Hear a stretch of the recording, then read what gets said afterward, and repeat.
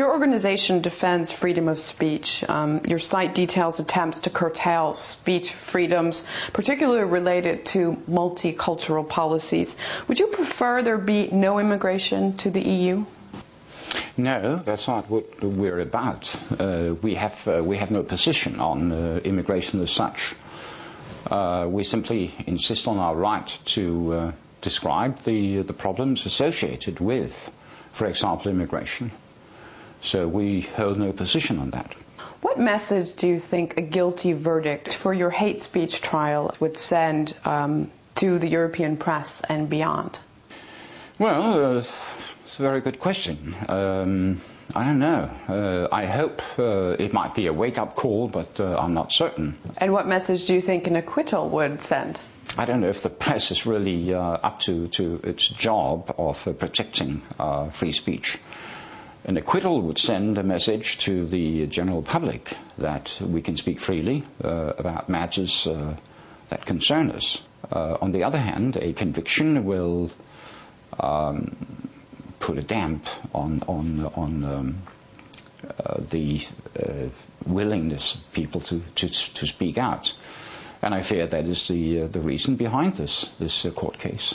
The prosecutor wants to close down criticism of failed multicultural policies that are so evident to most people. You've been a supporter of Lars Hedegaard since his publication, I should say, of his depiction of Muhammad caused a global scandal. What effect did publishing such cartoons have on media censorship in Europe? I don't know if it's had any effect. I think it's clarified what the issue is.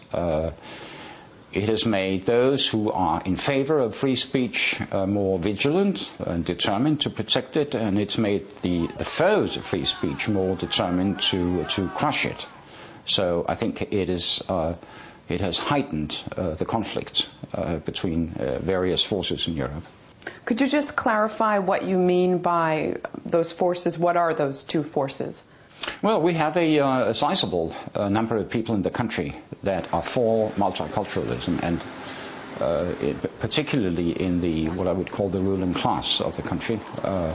It is determined that our future belongs to perhaps not democracy as we knew it, but to some alien power that they want to protect.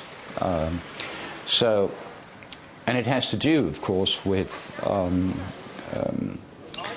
a lack of support for our traditional culture, way of life, our liberties, our democracy, and the West.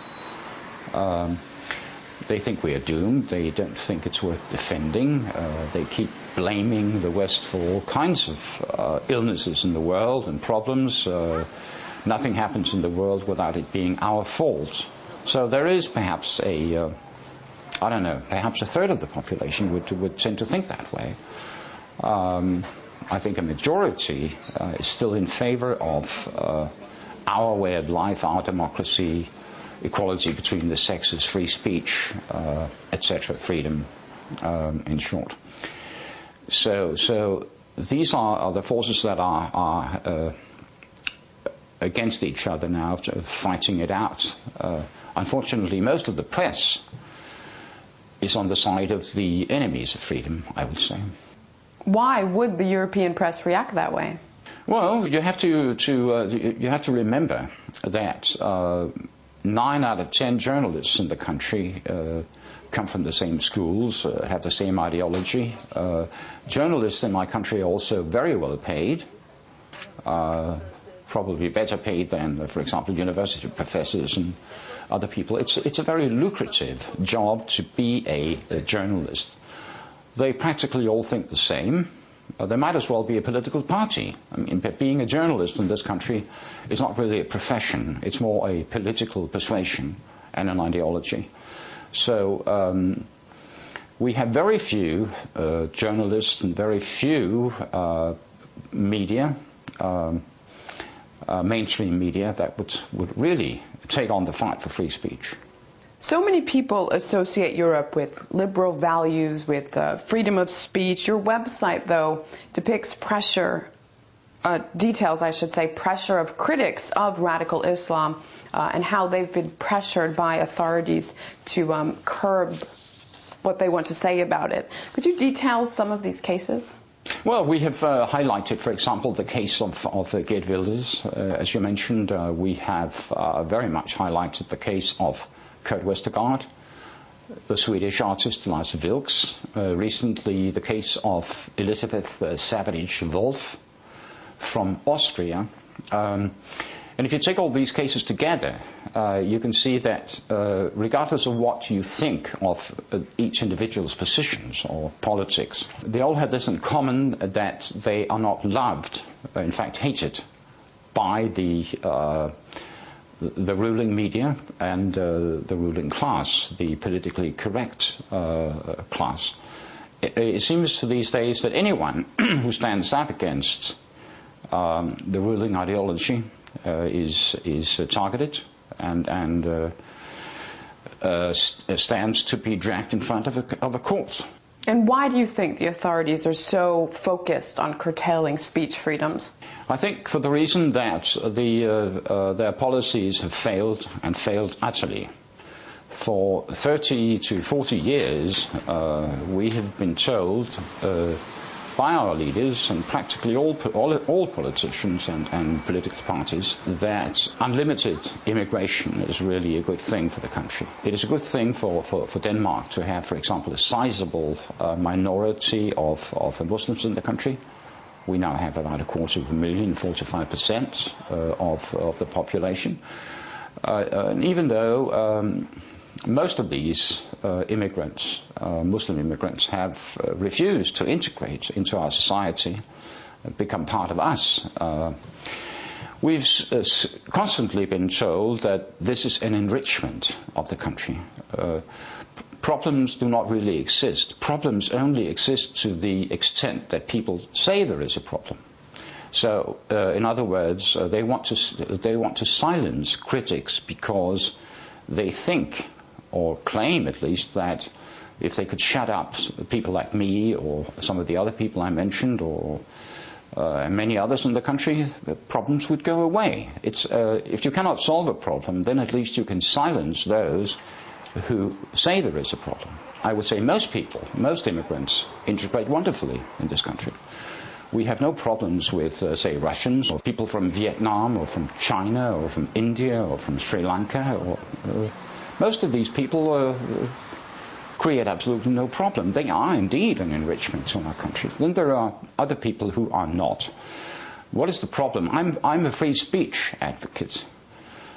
I don't have the solutions to this problem created by our politicians. I can only say one thing, which is that the prerequisite for even being able to solve the problems is that we maintain free speech and protect free speech. Because without free speech, there is not a chance in hell that we could ever solve any problems in the country. Now, you claim that the media elites willfully ignore the ever-increasing problem of immigration, yet German Chancellor Angela Merkel, and it was reported all over the world, stated that multicultural policies in Germany had failed. Yes, and what did you do about it then? I mean, she also came out and condemned Theo Sarrazin, who published a book about the dissolution of Germany, and he was then widely criticized and condemned, as a matter of fact. Angela Merkel came out and said she wouldn't even read the book. She condemned the book and hadn't read it. I think that is a very typical reaction. But of course you're right, the fact that she would even come out and say multiculturalism has failed, of course, is an indication that things are not going as smoothly as she would have liked. But she still, she and others would still need to tell the population, what are we going to do about this problem? How would you characterize the influence of Brussels on the media reporting on immigration policies? It's absolutely crucial. You know, the EU passed a so-called framework decision in November 2008 that actually requires the member states to pass laws such as the one I'm indicted under. You have to criminalize so-called hate speech and racism and whatnot.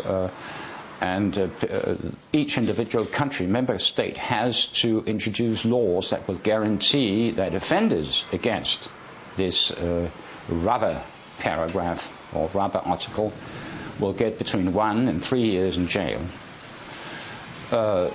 This framework decision also requires us to introduce laws penalizing so-called Holocaust denial.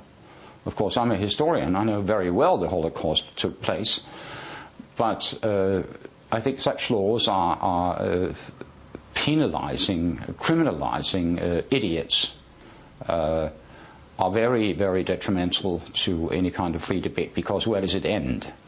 What is the next thing that has to be determined in court? For example, who was responsible for the outbreak of the First World War?